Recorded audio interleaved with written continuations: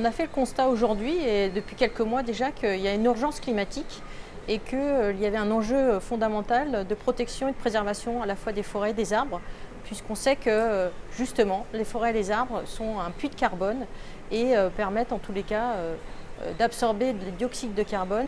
Donc il y a nécessité à les protéger, à les préserver.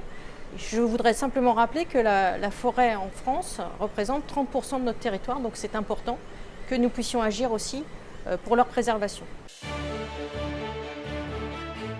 C'est la vente à des particuliers de parcelles de petite taille qui vont être utilisées de manière non conforme à la préservation de notre environnement. Par exemple, des dépôts sauvages, des installations illicites. Donc on s'aperçoit qu'aujourd'hui, il y a beaucoup de collectivités qui sont en difficulté face à ce mitage forestier. Et cette loi répond en fait à l'impuissance de ces collectivités puisqu'elles n'avaient pas de possibilité d'interdire le mitage.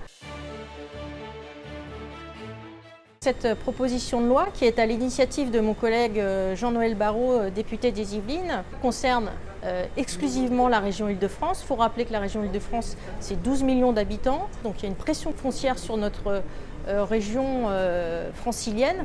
Donc il a été important de noter et de mettre en place cette expérimentation en 2017 qui va expirer en février 2020. Cette expérimentation avait pour but donc de donner le droit de préemption à la SAFER de manière à ce qu'elle puisse agir et interagir avec les collectivités et les propriétaires privés sur des superficies inférieures à 3 hectares et pour les communes qui ont des documents d'urbanisme. Le bilan est satisfaisant. Sur ces 3 ans d'expérimentation, la SAFER est donc intervenue sur presque 200 préemptions.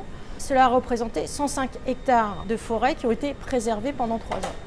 Donc, au regard de ces éléments, il a été proposé que cette expérimentation soit pérennisée à partir de 2020, exclusivement sur la région Île-de-France.